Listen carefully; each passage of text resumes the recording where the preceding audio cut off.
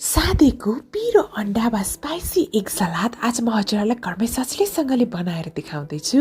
Greetings everyone, YouTube channel अमर पान्छी food वर्ल्डमा हजुरहरूलाई धेरै धेरै स्वागत छ।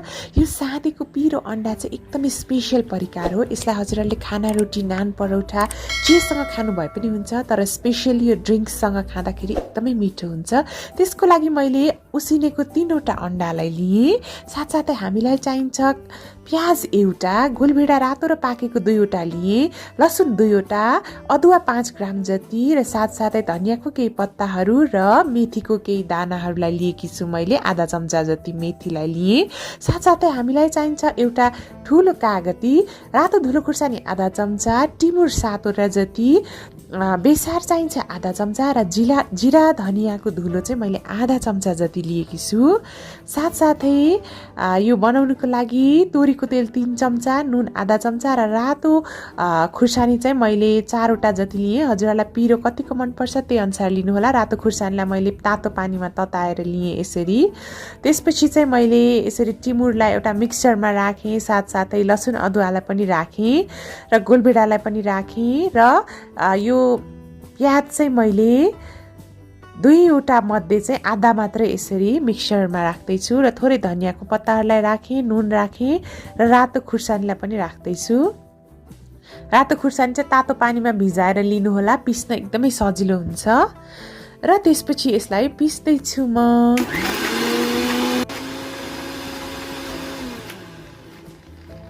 र यो यस्तो तयार भइसकेको छ। अब भने यसको काँचो टेस्ट जाओस् भन्नको लागि मैले 1 चम्चा तोरीको तेलमा यसरी मजाले यो प्युरीलाई एकैछिन पकाउँदैछु। र हजुरहरूले चाहिँ जुनै तेलमा बनाउनु भए पनि हुन्छ यो रेसिपी, तर तोरीको तेलमा बनाउँदाखेरि एकदमै स्पेसियल हुन्छ, एकदमै मिठो पनि हुन्छ।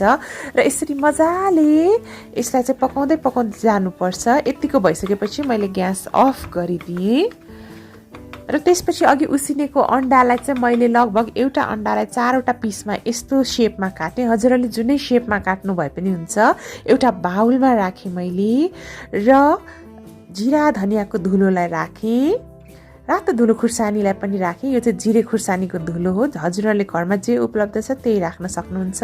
आधी अघि बाँकी भएको प्याजलाई यसरी मसिनोसँगले काटेर राखेँ र थोरै मटर कोसा राखेँ। यो चाहिँ अप्सनल हो, नराख्नु भए पनि हुन्छ, तर मलाई मन परेर राखेको हो। त्यसपछि चाहिँ यसरी कागतीलाई राखेँ मैले, एउटा सिङ्गै कागतीलाई। एकदमै स्पाइसी बनाउँछ। एकदम पिरो मनपर्छ भने चाहिँ 8-9वटा जति नै खुर्सानी राख्नु भए पनि हुन्छ यसमा। र त्यसपछि अघि मैले प्यानमा मजाले भुटेको यो मिक्सचरलाई पनि राख्दैछु, गोलभेडाको मिक्सचरलाई र धनियाँको केही पत्ताहरू राखेँ र 2 चम्चा तोरीको तेल तताएँ र आधा चम्चा मेथी फुराएँ। डार्क ब्राउन भइसकेपछि यसरी पहिला मैले चाहिँ यो बेसारलाई राखेँ, त्यसपछि यसै माथि जाने। बेसारलाई झानेर खाँदाखेरि चाहिँ त्यसको न्युट्रियन्ट्सहरू सबै जान्छ, त्यही भएर मैले यस्तो गरेकी हुँ। मजाले समय दिएर मिक्स गर्नुहोला। यो परिकार एकदम टेस्टी बनाउनु छ भने चाहिँ गोलभेडा युज गर्दा रातो र पाकेको वाला नै युज गर्नुहोला। थोरै धनियाँ फेरि थपेँ मैले, मलाई धनियाँ एकदमै मनपर्छ। र यसलाई मजाले मिक्स गरेर बनाउँदैछु र म हजुरहरूलाई सर्भ पनि गरेर देखाउँदैछु र टेस्ट पनि गरेर देखाउँदैछु। हजुरहरूले मेरो च्यानल अमर पान्छी फुड वर्ल्डलाई सब्सक्राइब गर्नुभएको छैन भने प्लिज सब्सक्राइब पनि गरिदिनु होला है। र अब भने हेर्नुहोस् त कस्तो खाउँ लाग्दो अन्डाको पिरो अचार वा सादेको पिरो अन्डा रेडी भइसकेको छ। म अब टेस्ट गर्दैछु। मेरो मुखबाट पानी आइसक्यो। वाउ, हेर्नुहोस् त कस्तो स्पाइसीसँगले रेडी भइसकेको छ। र हजुरहरूलाई भिडियो मन पर्यो भने लाइक, कमेन्ट र सेयर गर्न नबिर्सिनुहोला। आफ्नो किचनमा पक्कै पनि एकचोटि ट्राई गर्नुहोला। Thank you so much for watching. Happy cooking. Bye bye. Have a nice day.